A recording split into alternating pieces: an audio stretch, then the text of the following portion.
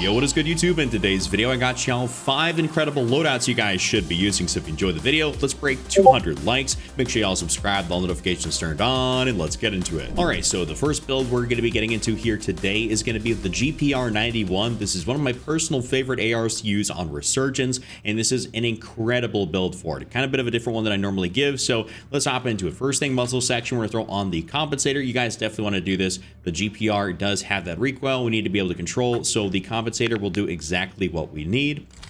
After that, in the barrel section, we're going to go through on the reinforced barrel to increase out our damage range and bullet velocity. You guys can be able to see that, and of course, your damage at effective range here at 45.7 meters is honestly pretty solid. We don't necessarily need to go for like the long barrel or the gain twist. I know some guys, I think, run the gain twist in Rebirth ranked play. I'd have to look into exactly more why that is, but overall, for the mass majority of people playing public match multiplayer, like, you know, regular, Rebirth, for dance, reinforced barrel is going to be the move. Get help unlocking Dark Matter, Abyss, and Nebula camos in Black Ops 6 with Mitch Cactus. They're absolutely the biggest and most reliable in Call of Duty right now. Whether you want something across multiplayer, zombies, or Warzone, they're completely legitimate for all platforms. They're super trusted by the community, and you may have seen them all over YouTube, and that's for good reason. They'll unlock all your camos, augments, and more without needing to lift a finger. With over 17,000 reviews and thousands of personalized vouchers, they're the go-to for all things in Call of Duty. Use code Chuck at checkout for 5% off. At the rail section, of course, we're going to go for the vertical foregrip here. Pretty standard that you guys should go for this.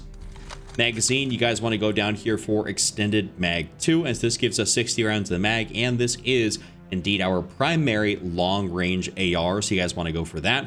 Lastly but not least, we're going to go to the fire mod section, and we're going to go throw on the overpressured rounds, which is going to massively increase our bullet velocity out to a nice little 20% increase of 1,209 meters. It was just over 1,000 here without, but this really pushes it out, and it makes it so that this gun feels like it hits unbelievably hard. The iron sights aren't the absolute greatest, but they're still very usable, and honestly, if you want a gun that hits really hard, has one of the best damage profiles in the entirety of Warzone, this right here is going to be the move. Definitely try this thing out. This is an absolute heater. Next up, I'm going to give you guys a build here for the Vel 46, aka the MP7. This thing caught a bunch of buffs here more recently, whether it be for like the damage, the range, the visual recoil, like any and everything essentially got buffed on this gun, and it already had good movement, but it just was lacking in those other areas. And now that it is not, it is a really fun and good SMG to use. So let's scroll all the way down in here in the control section. We're just going to go find, actually, I might have just actually scrolled over it, the Spiral V3.5 flash hider. This is going to, of course, help us with our muzzle flash concealment, our damage range, and our firing aiming stability. We don't necessarily need to go for one of these other compensators that helps the recoil control. This honestly doesn't move a whole lot, like it really doesn't, and this is like a really solid, like, high movement build. So this will be great for pretty much everybody out there. Next up in the barrel section, what you guys want to do is go throw on the Tango 228 barrel. This right here increases your bullet velocity and range, hipfire accuracy, firing aiming stability, all great things here. And of course, we have some minimal cons. Unfortunately, the MW2 and MW3 guns have cons. I don't really understand why they would do that. I mean, they could definitely remove most of them, but you know, here we are. So we have that. On the barrel section, what I ended up doing is, honestly, I went ahead and threw on like the DR6 hand stomp.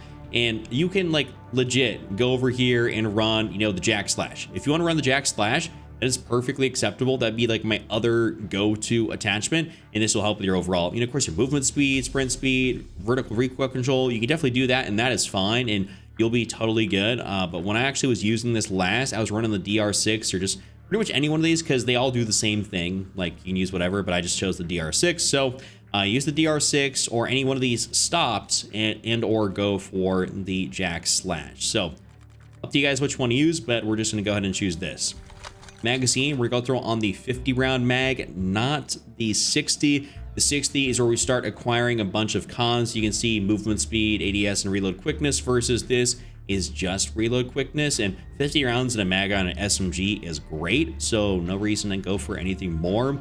And lastly, we're gonna go to the stock section, and we're gonna go throw on the collapsed stock. So I know y'all are gonna be looking at this and be like, yo, like, Chuck, you look at all the cons this has, take this into the firing range, try and use it. If you don't want to use something like this, maybe try out, like I said, that Jack Slash on this build, or you even go for something like the Demo RTX, and that'll be a great option as well, or even like a rear grip that helps your ADS speed or your sprint to fire, something like that. But overall, like, when I use this build, like, I absolutely dominate, and it is pretty ridiculous. So definitely try this out. All right, now at our number 3 spot, another SMG, the Ladra, one of the fastest firing, and of course, one of the faster TTK SMGs in the game. This is really solid, really fun to use, so let's hop into it here. First thing, barrel section, you go through on the long barrel. By the way, this is one of the master crafts, so it's not going to change the look, which is actually pretty cool for the barrel. I like it when we can keep the overall look of the gun without losing the look, you know, the variant. That is pretty nice. That's one reason I don't like to buy a lot of variants in the game right now. It's just because, like, you don't keep the look of them, so I don't like that.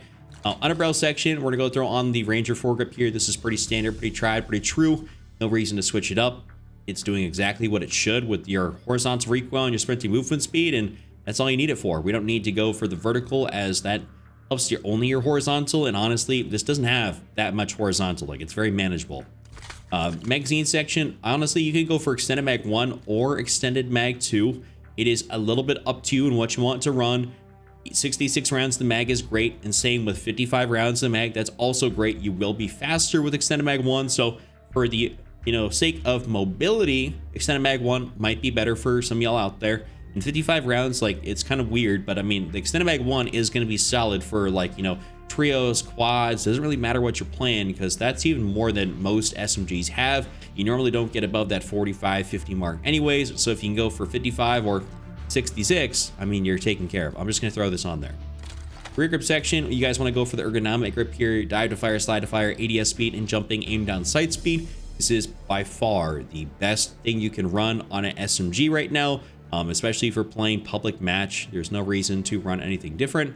And then in the stock section, 2 great options in here, with the Infiltrator being one of them, and of course the balanced stock being the other. For this build, we're going to go for the Infiltrator, as this is going to have great mobility and aim locking movement speed, which is going to be pretty ridiculous. That aim locking movement speed, it is a little bit sometimes deceiving as it being the only pro, because when you are moving back and forth, you do become a harder target to hit, and you get more aim assist kicking in when you're, you know, of course, moving around. So it's kind of a nice little 2-3 for 1 almost. You become a harder target, get more aim assist. I mean, you hit more shots and take less damage. It's got a lot of benefits there that just aren't on the screen necessarily. So let's use that, and that's our full build. Now at the number 4 slot, we're gonna hop into a build here with the SWAT 556, aka the Growl 556. So very important, if you guys are making this build, you have to throw in the Growl conversion kit first before you throw in any of these attachments.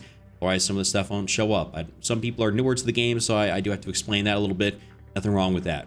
After that, what we're going to do is we're going to get here to the rear grip section, and we're going to throw on basically the commando grip, the quick draw grip, you know, assault. You just got to kind of test it out and see what works best for you. But I think the commando, largely speaking, works the best for most people. This is what I've been running, and I quite like it. I mean, it helps you just be faster, and obviously we don't need to use an optic. That's not necessary. So we're just going to go throw this on there, and it's obviously not a laser either, so it's not like we're going to be getting our position shown by anybody else when we're ADSing.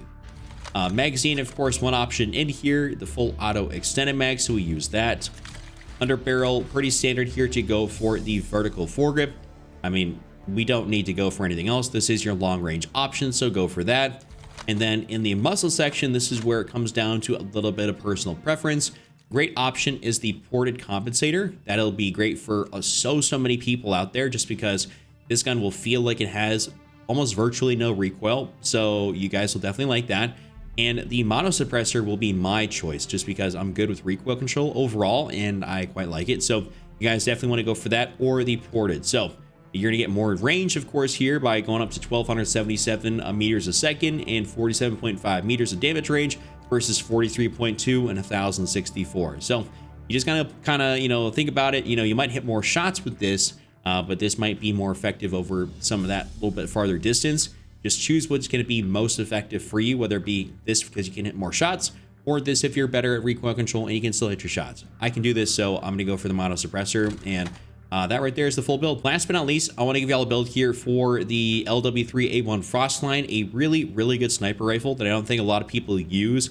They just go for their Kar 98, their HDR, maybe the FJX Imperium, which I showed last top 5. But this is a really solid one. So first thing we're gonna go in here is throw on the mono suppressor. Keep in mind, this does not have to be maxed out.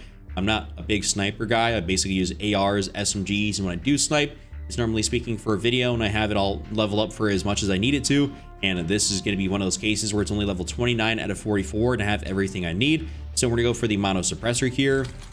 Barrel section, what we're going to do is we're going to go throw on essentially the long barrel to increase our damage range out as much as possible. You can see 64.3 meters. That is not sufficient. We want to make sure that we can get out to the absolute max in damage range, which is 80.3 meters. And that is, of course, your one-shot headshot range. So we want to make sure that is as far out as possible, and we'll take care of everything else. After that, we're going to go to the stock pad section and throw on the lightweight pad just to help with our aiming idle sway. Pretty simple stuff.